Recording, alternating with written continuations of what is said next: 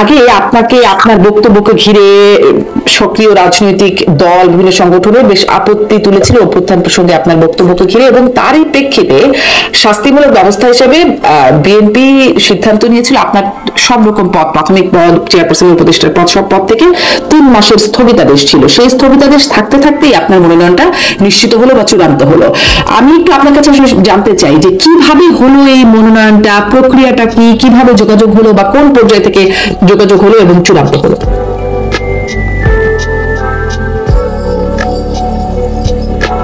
আপনাকে অসংখ্য ধন্যবাদ। এইবারের মনোনয়নে আমাদের দল বিএনপি দল হিসাবে 3টা ইনকোয়ারি বা ইনভেস্টিগেশন করেছে সব এলাকাতে, 3টা করে। তারপরে সরকারেরও 4টে ইনভেস্টিগেশন। এই 7টা মিলিয়ে মনস্ট গ্রামে আমি যতটুকু জেনেছি তারা দেখতে পেয়েছে সবগুলোতেই আমার ব্যাপারটা একটা নিশ্চিত ভাবে এসেছে। যেমন এমনও এসেছে যে ফজলুর রহমান বিএনপি নেতা হিসাবে 93% এককভাবে হোল্ড করেছে, তার একক জনপ্রিয়তা বিএনপি হিসাবে। এ হলো কথাটা। কাজেই এটা কোনোটাই 87 এর নিচে আসে না। প্রত্যেকটা ইনভেস্টিগেশন আমি যা শুনেছি, আমি দেখি নাই, আসে নাই। কাজে সমস্ত ইনভেস্টিগেশন আমার পক্ষে এসেছে, এবং আমার পক্ষে আসার কারণে আমার নেতৃত্বের যে বিবেচনা বোধ, তারা তো আমার প্রতি ব্যক্তিগত ভাবে কোনো অসন্তুষ্ট না। আমার একটা কথার জন্য বা একটা পয়েন্টের জন্য হয়তো আমাকে সাসপেন্ড করছিল, কিন্তু তারা তো আমার গণতান্ত্রিক অধিকারটাকে ওনারা কাটেই করবেন না। কারণ আমাদের দেশনেত্রী বেগম খালেদা জিয়া এবং জনাব তারেক রহমান আমাদের নেতা, তারা খুব বিবেচনা করেই আমাকে মনোনয়নটা দিয়েছে। এবং বিএনপির যে ফেস, একটা দলের অনেকগুলো ফেস থাকে, যে কোনো কারণে সৌভাগ্যক্রমে বিএনপির মুক্তিযুদ্ধের ফেসটা এখন ফজলুর রহমান। কাজে তারা মনে করেছে ইয়েস, এটা একটা প্ল্যাটফর্ম, একটা লিবারেল ডেমোক্রেটিক দল। কাজে এই দলে অনেক রকমের মানুষ থাকবে, অ্যাডজাস্ট এবং কম্প্রোমাইজ করেই চলতে হবে। তারা বিভিন্ন চিন্তা থেকে তারা আমাকে মনোনয়নটা দিয়েছে বলে আমি মনে করি, এবং এই কারণে তাদের প্রতি, দলের প্রতি, দেশনেত্রী খালেদা জিয়া এবং আমাদের নেতা তারেক রহমানের প্রতি আমি কৃতজ্ঞতা প্রকাশ করছি। এর জন্য কি আপনাকে কোনো যোগাযোগ করতে হয়েছে দলের সাথে এই মনোনয়ন পাওয়ার জন্য? তারাই আমাকে ডেকেছে। আচ্ছা, তারা এবং আমি খুব কনফার্ম ছিলাম যে রিয়েলি যদি তারা ইনভেস্টিগেশনের মাধ্যমে নমিনেশন দেয়। আমি সবসময় ডাকলেন, কাদের সাথে বসলেন? ডাকলেন বিএনপির চেয়ারপারসনের সঙ্গে দেখা করার জন্য ডাকলেন, মহাসচিব ডাকলেন, এবং চেয়ারপারসন কথা বললেন। ওইখানে আমি গেলাম। বেগম জিয়া কথা বলেছেন আপনার সাথে? না, ভারপ্রাপ্ত চেয়ারম্যান জনাব তারেক রহমান কথা বলছে, ওখানে তার ডাকলেই গেলাম। আচ্ছা, কিরকম কথা বলেন, মানে কিরকম কথা হয়? সেই কথা হয়েছে যেগুলো হয়ে গেছে রাজনৈতিক ভাবে, সাংগঠনিক ভাবে, জাতি এবং দলের ঐক্যবদ্ধ থাকার যে আজকের প্রয়োজনীয়তা, যাকে নমিনেশন দেয় তাকে সমর্থন করা এবং সঠিকভাবে পদক্ষেপের মাধ্যমে এই জাতিকে রক্ষা করা, এই ধরনের উনি সবসময় আমি লক্ষ্য করেছি এইসব নীতিগত বক্তৃতাগুলো সাধারণত উনি 5:50 থেকে 1 ঘন্টা 5 মিনিটের মধ্যে শেষ করে। সেই বক্তৃতাটা আমরা শুনেছি, অত্যন্ত কি বলবো, মেজার একটি বক্তৃতা জাতির জন্য, ওই বক্তৃতা। জি, সেটাই আপনাকে বলেছেন। আচ্ছা, কিন্তু দেখলাম বিভিন্ন আসনে, মানে মনোনয়ন চূড়ান্ত হবার পরে বিভিন্ন 237টি হয়েছে, 63টি এখনো বাকি রয়ে গেছে। তারপরে বিভিন্ন জায়গায় অবরোধ, টায়ার জ্বালিয়ে বিক্ষোভ প্রদর্শন করছেন মনোনয়ন বঞ্চিত। চট্টগ্রামে তো প্রার্থী একজন সহ 2 জন গুলিবিদ্ধই হলেন, 8 রাউন্ড গুলি ছোড়া হয়েছে।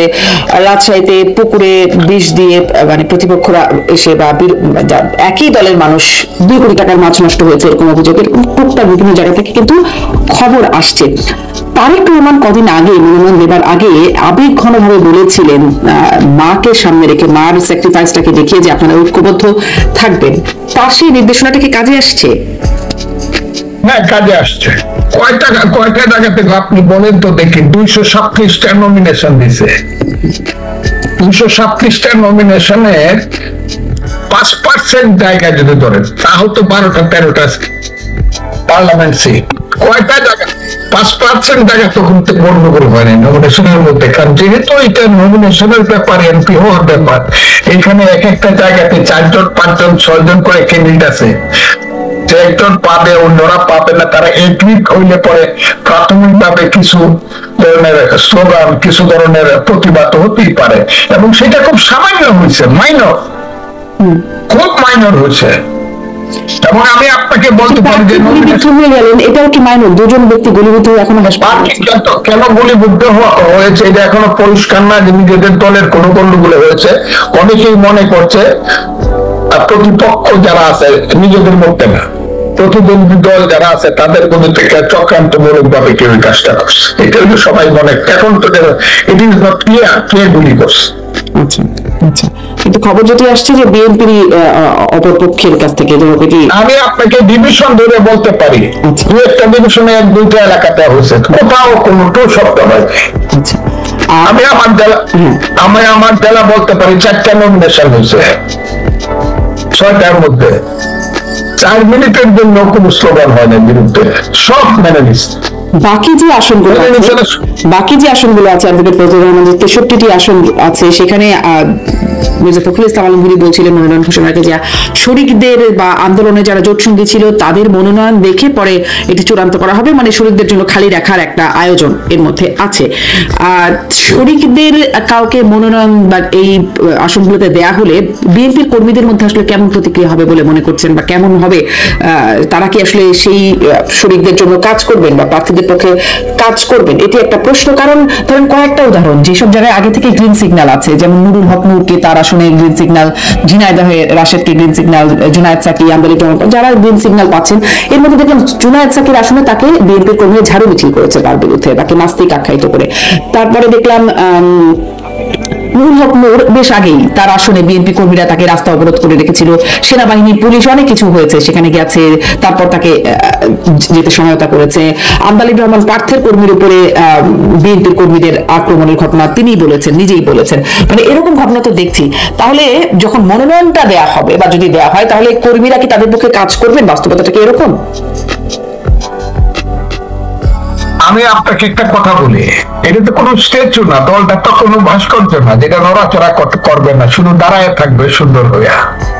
প্রতিক্রিয়া তো হবেই, এবং অন্য দলের নেতাদেরকে নমিনেশন দিলে কিছু প্রতিক্রিয়া হবে না সেটা আমি মনে করি না। নির্বাচন কমিশন ব্যাপারটাকে আরো কঠিন করে তুলেছে। কি কঠিন করেছে? নির্বাচন কমিশন আইন করেছে, আইনতে করেছে যে অন্য দলের যদি কেউ দাঁড়ায় নিজের মার্কা নিয়ে দাঁড়াতে হবে, জোটের কেউ দাঁড়ালে যার যার মার্কা। এটা যদি ধানের শেষ মার্কা নিয়ে দাঁড়াতে পারতো তাহলে এতটা প্রতিবাদ হইলেও কোনো লাভ হতো না, কিন্তু যার যার মার্কা নিয়ে দাঁড়ালে কিছু প্রতিবাদ তো হতে পারেই, এটা তো আমি অস্বীকার করবো না। কারণ এটা তো আমরা তো কোনো বাস করতে না, দলটা তো যে স্ট্যাচুর মতো দাঁড়ায় তা তো না, দলের কর্মীদের অ্যাকশন হবে, এবং নেতৃত্বের যে ইনফ্লুয়েন্স আছে। সবচেয়ে বড় কথা, আমাদের দলের যে মূল নেত্রী যিনি দেশনেত্রী বেগম খালেদা জিয়া নিজেই 3টা সিট থেকে দাঁড়িয়েছে। উনি আল্লাহর রহমতে এখন পর্যন্ত আমার মনে হয় 3টা সিট থেকে দাঁড়িয়েছেন, মানে উনি ইলেকশন করার মতো একটা পজিশনে আসছেন শারীরিকভাবে। উনি সুস্থ থাকলে, উনি শুধু একটা চেয়ারে বসে থাকলে এই সব গণ্ডগোলে কিছুই পাবে না।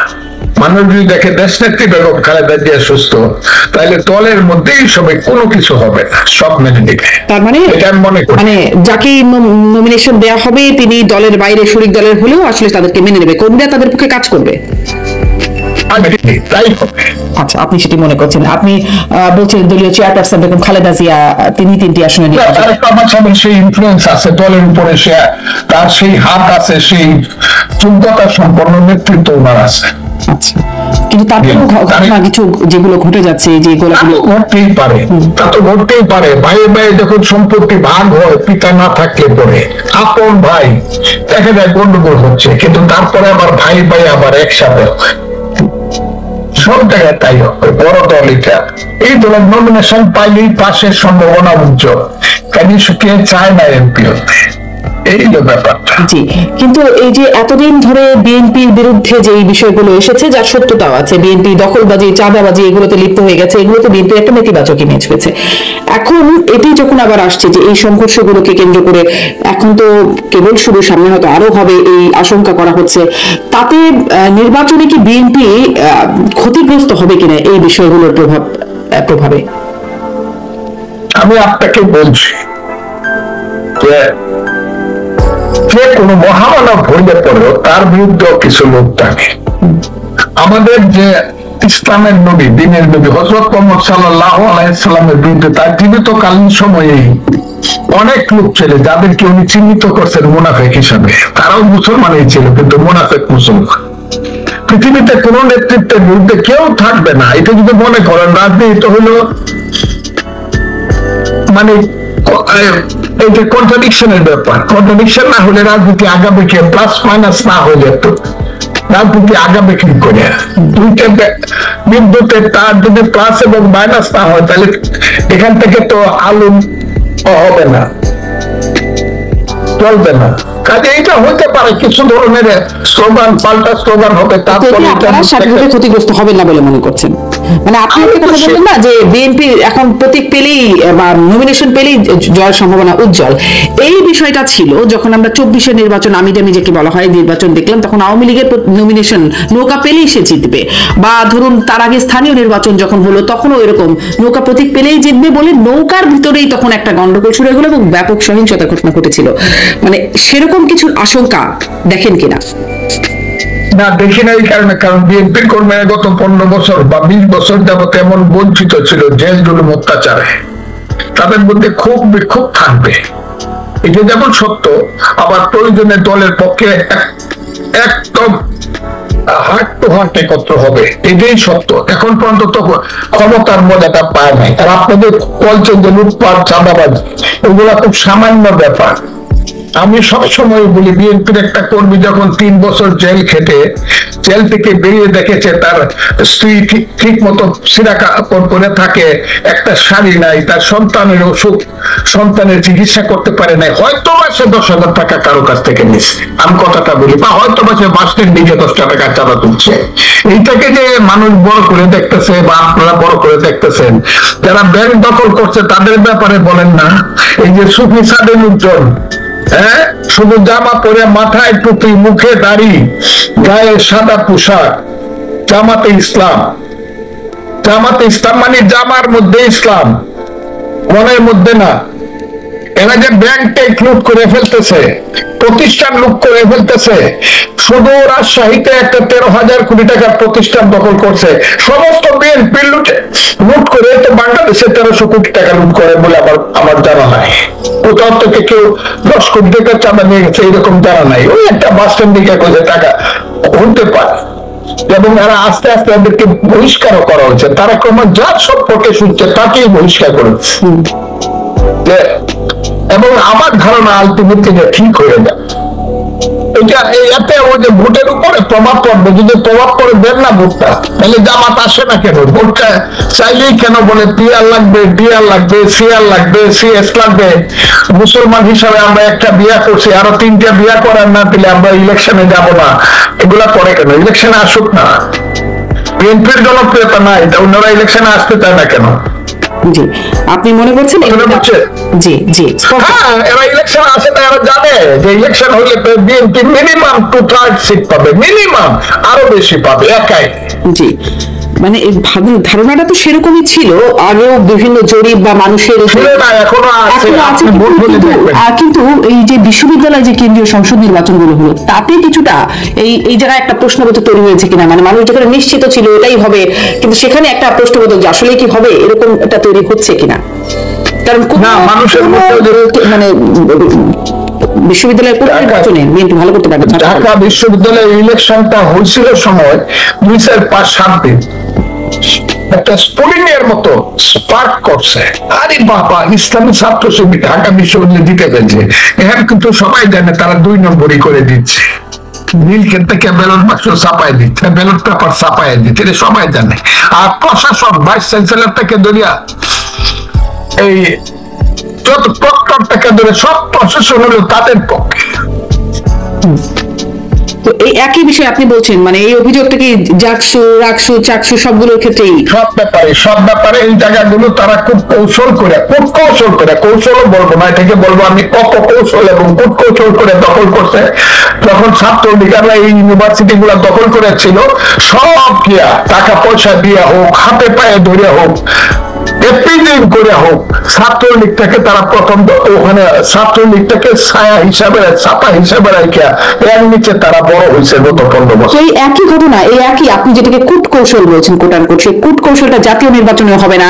যেখানে ছাত্রলীগকে ছায়া হিসেবে রেখেছে, এখানে আওয়ামী লীগকে ছায়া হিসেবে রাখবে না, তার নিশ্চয়তা কি?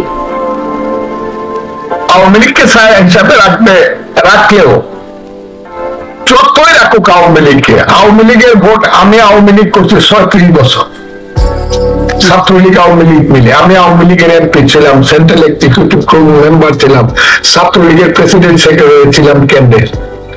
আওয়ামী লীগের ভোট, ওই যে যারা রাজাকারের ছেলে টেলে যারা আছে, এরা ভোট দিব জামাতকে।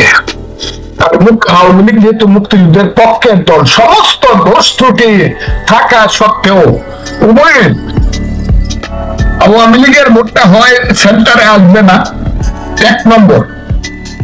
কারণ যদি আওয়ামী লীগ ইলেকশন করতে না পারে, তাহলে তাদের নেতৃত্ব সিদ্ধান্ত দিয়ে দিবে কেউ সেন্টারে যাবে না, বয়কটের নির্দেশিত বলতে দিয়েছে, ঠিক আছে, দিয়ে দিচ্ছে, কাজে আসবে না।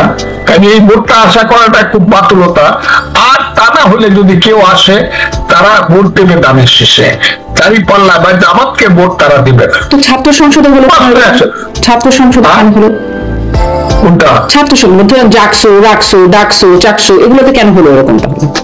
মানে জি, আপনি ভোটটা হিসাব করেন, ভোটটা যে ভোটে দিয়ে ইসলামী ছাত্র শিবির পাস করছে, শুধু ঢাকা ইউনিভার্সিটি একটা পদে তাও মেজরিটি হয় নাই, তারা অ্যাবসলিউট মেজরিটি হয় নাই ভোটে। কোন হলে বিপিডিএস তাদের না। ঢাকা ইউনিভার্সিটিতে 15-16টা হল আছে, 17টা হল, কোন হলে বিপিডিএস কিন্তু ছাত্র শিবিরের না। আপনি কথাটা আমি বুঝাইতে পারছি আপনাকে? তাদের যদি ইনফ্রাস্ট্রাকচারের সমর্থন থাকতো, সমস্ত হলগুলোতে দিত তারা। এত ভোট পাইছে বিপিডিএস, ডাকছো হলে তারা একটা হলে তারা বিপিডিএস দিত না কেন? এর কারণ হলো ইনফ্রাস্ট্রাকচারে তারা ওই অর্থাৎ কূটকৌশলটা করতে পারে নাই। কূটকৌশলটা করছে সুপার স্ট্রাকচারে, যে আমাদের ডাকসু পাস করতে হবে।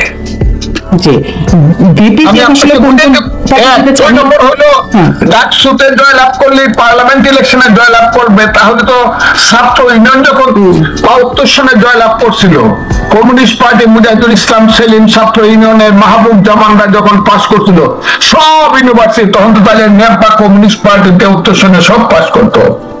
নেপা কমিউনিস্ট পার্টি মাত্র একটা সিট পাস করছে। জি, এটি একটা শক্ত বক্তব্য, বিশ্লেষণটা আছে যে ছাত্র সংসদে জিতেছে মানে জাতীয় নির্বাচন হবে না। কিন্তু আসলে যখন সবগুলো ছাত্র সংসদ নির্বাচনে এই ফল হয়, একদম ভূমিধস বিজয় হয়, তখন একটা তো প্রশ্ন জাগে যে এটা কি কোনো বার্তা কিনা। এটাকে আপনারা আসলে কিভাবে নিলেন জাতীয় নির্বাচনের জন্য? আপনার আমি একটা কথা বলছি, আমি যদি আজকে আমার যদি যৌবন থাকতো, তাহলে 1 বছরের মধ্যে তারা ফল করতো। এখন 1 বছরের মধ্যে ফল করবে কিনা জানি না, কিন্তু 2 বছরের মধ্যে ফল করবে তারা। কারণ আপনি ফানুসের উপরে, বেলুনের উপরে নির্ভর করে আপনি আকাশে উঠতে পারবেন না। যে বেলুনে ধরে আকাশে উঠতেছে, বেলুনটা খুব উড়ে, বেলুন নিজে নিজে আকাশে উড়ে, কিন্তু তাকে ধরে কেউ আকাশে উঠতে পারে না। আমি আপনাকে খুব ক্লিয়ারলি বলি, ফানুস বা বেলুনের মতো আদর্শের উপরে দাঁড়ায়, মধ্যযুগীয় বর্বর আদর্শের উপরে দাঁড়ায় কেউ এই দেশে বেশি দিন, মুক্তিযুদ্ধের বাংলাদেশে বেশি দিন টিকতে পারবে না। কথাটা খুব ক্লিয়ার, মানুষ বুঝে ফেলতে, মানুষ বুঝতে বুঝতে শেখ হাসিনা এমন ভাবে জিনিসটাকে আচ্ছন্ন করে রাখছিল, এমন ভাবে প্রচ্ছন্ন করে রাখছিল, মানুষ বুঝার আগেই দেখা গেছে শিবির পাচ্ছে। কারণ এরা তো 15 বছর যাবত এই কাজটা করছে, এবং সিটে, পার্লামেন্ট সিটেও কাজ করছে। কিন্তু পার্লামেন্ট সিটে আমি চ্যালেঞ্জ করলাম, 10% ভোট পাইতে সবাই মিলা, সব মোল্লারা মিল্লা, সব ইসলামিক নামধারী দলগুলা মিলে 10% ভোট যদি পায়, সেদিন আমার জিজ্ঞাসা করেন যে ফজলুর রহমান এটা কেন বলছিলেন আপনি? ইলেকশন করুক না, করে না কেন? মানুষ এখন এবং এটা বুঝে যাচ্ছে, প্রথম যখন 5ই আগস্ট হয়েছে 2 মাস পর্যন্ত আমিরে জামাতকে বলছে কি আমিরুল মুমিনিন, উনি হলেন আমিরুল মুমিনিন ডাক্তার শফিকুর রহমান। পরে ফজলুর রহমানের মতো হতবাগারা যখন বলছে আমিরুল মুমিনিন কিন্তু আমি চিনি রে, উনি কিন্তু সাদা দাড়ি আর যত দেখাইতেছে সাদা চুল, উনি কিন্তু আমার 10 বছরের ছোট। আমি ফজলুর রহমানের, আমার জন্ম 48-এ, ওনার জন্ম কিন্তু 58-তে। কথাটা খুব বোঝাচ্ছে, উনি মাহমুদুর রহমান মান্নাদের কর্মী। আমি মাহমুদুর রহমান মান্নার আমি পাশাপাশি বক্তৃতা করছি, তখন দেখছি ইন্টারমিডিয়েটে পরে দৌড়াদৌড়ি করে। জাসদ ছাত্রলীগ করতো, জাসদ ছাত্রলীগ করতে সময় দেয়ার ইজ নো গড, তখন তো আল্লাহ বিশ্বাস করতো না। এই জাসদের লোকটা এখন আইসাকে আল্লাহ হয়েছে এবং আমিরুল মুমিনিন হয়েছে। একটা সিটে দাঁড়ায় পাস করুক। আমি যখন বলছি 71-কে যারা অস্বীকার করো, 71-এ কোনো যুদ্ধ ছিল না, মুক্তিযুদ্ধ ছিল না, 71 ছিল ভাইয়ে ভাইয়ে ঝগড়া এবং ইন্ডিয়া লাগাইছিল। 71-এ মুক্তিযুদ্ধ হয় নাই, মুক্তিযুদ্ধ হয়েছে 47 আর 24। তোমরা যারা বলো এই রাজাকার আলবদরের বাচ্চারা, খুব সাবধান। যেদিন থেকে ফজলুর রহমান বলা শুরু করছে, এখন তাদের ফেস গুলা মানুষের সামনে উদ্ভাসিত হয়েছে। ও এরা হলো ওই সেই গোলাম আজম, সেই টিক্কা খান, যে গোলাম আজম টিক্কা খানের পায়ে ধরে বলছিল হুজুর আপনি কোনো চিন্তা করবেন না, আমরা সব ঠিক করে দেব। আলবদর রাজাকার সৃষ্টি করে 30 লক্ষ লোককে হত্যা করতে যারা সহযোগিতা করেছিল, 2 লক্ষ মা বোনের ইজ্জত যারা ধ্বংস করতে সহযোগিতা করেছিল, শত শত বুদ্ধিজীবী মুনির চৌধুরী থেকে ধরে আলিম চৌধুরী থেকে ধরে গিয়াসউদ্দিন থেকে এই দলের সাথে আপনার দল জোট করেছে, ক্ষমতায় গিয়েছে, তাদেরকে মন্ত্রিত্ব দিয়েছে। এখন সেই অভিযোগগুলো করলে আপনি দাবি করছেন, আপনারা এখন মানে তাদের বিরুদ্ধে অভিযোগ করছেন। এই অভিযোগগুলো তখনও ছিল, কারণ এটা 71-এর ঘটনা। আপনারা 2001-এ তাদের সাথে জোট করে ক্ষমতায় গিয়ে একদম মন্ত্রিত্ব পর্যন্ত মানে বিএনপি দিয়েছে আমি বলছি। তো এখন এসে যখন এই অভিযোগ বলেন, তখন আসলে এরকমটা হয়ে যায় না, যখন কাজে লেগেছে তখন বন্ধু হয়েছে, এখন কাজে নাই, এখন এই অভিযোগগুলোকে আবার সামনে নিয়ে আসছেন। সম্রাট শাহজাহানের যখন শক্তি ছিল, তখন আওরঙ্গজেব তার কাছে গিয়ে মাথা নত করে দাঁড়াইছে দাক্ষিণাত্যের হিসাবে। কিন্তু আওরঙ্গজেব যখন মনে করছে রাষ্ট্র ক্ষমতা আমাকে পাইতে হবে, তখন সম্রাট পাত্রে বন্দি করছে, ভাইদেরকে হত্যা করছে। রাষ্ট্র ক্ষমতা কিন্তু সেই জিনিস। ওই 2001 সনে আমার সঙ্গে তার মিল হয়েছিল বলে 2025 সনে তার সঙ্গে আমার মিল রেখে চলতে হবে, যেখানে আমরা বুঝতেছি সে তার অরিজিনালটা ভুলে নাই, সে 71-কে ভুলে নাই। আমরা কি সেই জায়গাতে যাব? আমরা তো শহীদ জিয়ার দল না, সে শহীদ জিয়ার গিয়েছিল। মানে স্বাধীনতা বিরোধীটা আসলে এটা একটা রাজনৈতিক টার্ম হয়ে দাঁড়িয়েছে। যে 2001 সালে যখন ওই আওরঙ্গজেবের ঘটনা বলছিলেন, যখন দরকার ছিল রাষ্ট্র ক্ষমতার জন্য তখন গেছেন, এখন দরকার নাই, এই জন্য এখন ওই বিষয়টা টার্মটাকে ক্যাশ করছেন। এখন আমি আপনাকে বলি, তারা যখন তাদের রূপে আত্মপ্রকাশ করছে 2001 সালে, কিন্তু তারা তাদের রূপে আত্মপ্রকাশ করে নাই। তারা বলে মানে 71-এর ইতিহাস তখন স্বাধীনতা বিরোধী ছিল, কিন্তু 71-কে অস্বীকার করে এরকম স্পষ্ট ভাবে যেটাকে পূর্ব পাকিস্তান বা বাংলাস্তান বানাবো। আমরা কি শুধু একটা আন্দোলন করছি একটা ইলেকশন করার জন্য? 5ই আগস্টের পরে যারা শুরু করলো, যারা মুক্তিযুদ্ধ করছিল অস্ত্র হাতে নিয়ে, তারা আল্লাহর কাছে মাপ চাও। তখন তাদের আসল রূপটা বাইরে আসছে, তখন থেকে এই দেশের মানুষ সাবধান হয়েছে এবং সাবধান করতে গিয়ে এইসব ফজলুর রহমানের মতো হতভাগাদের মৃত্যুর ঝুঁকি নিতে হয়েছে। এখন সব পরিষ্কার বাংলাদেশে, আলবদর রাজাকারের ভবিষ্যৎ বংশধরকে ভোট দেওয়া যাবে না। করে দেখে ভোটটা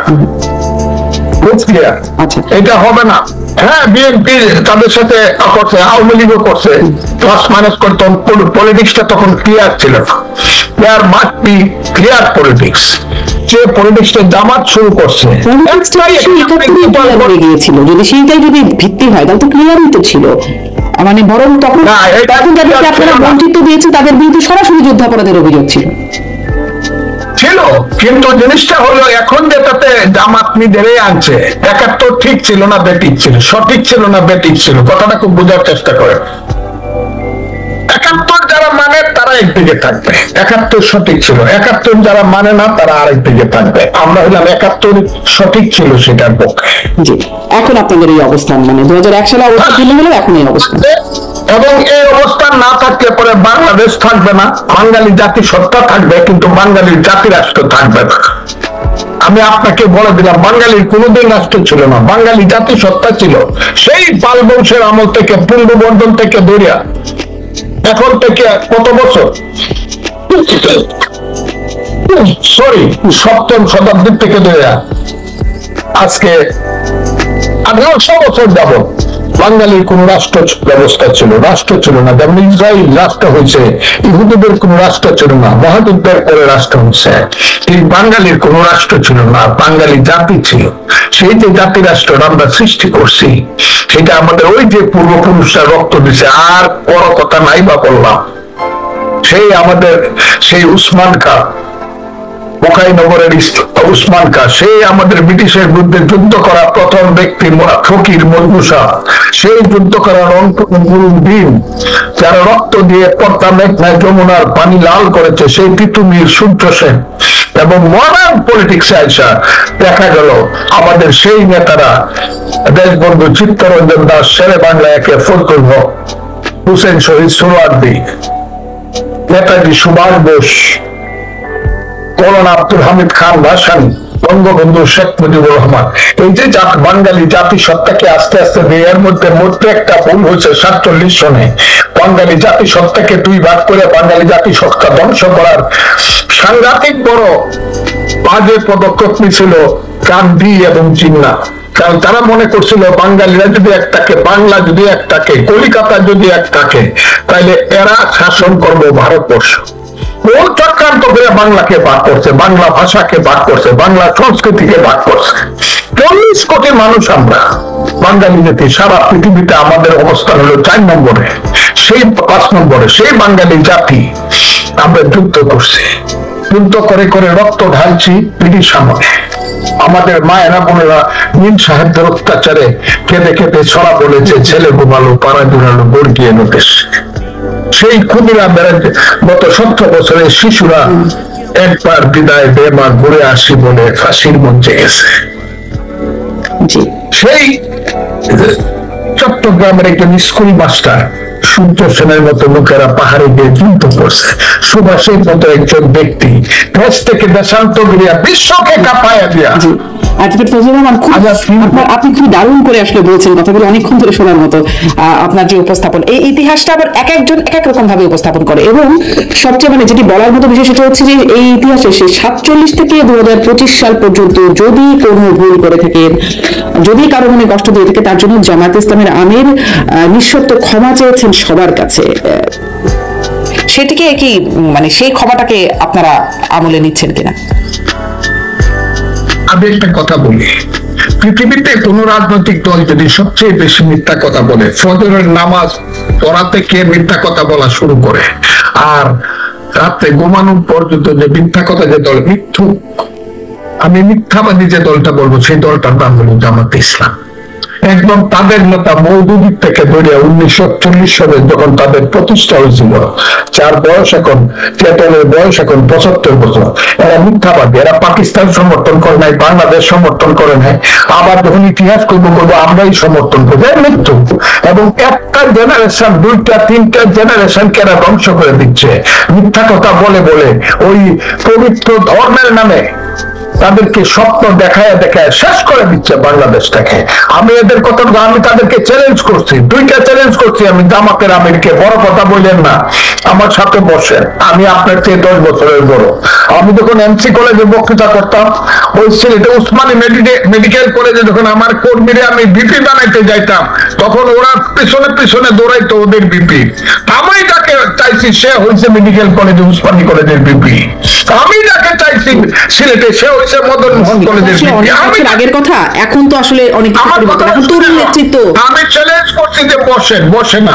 আবার বলছি, ইলেকশন করতে চান আপনি সিলেটে ইলেকশন, আমি তাদের অন্যদের কথা বলবো না।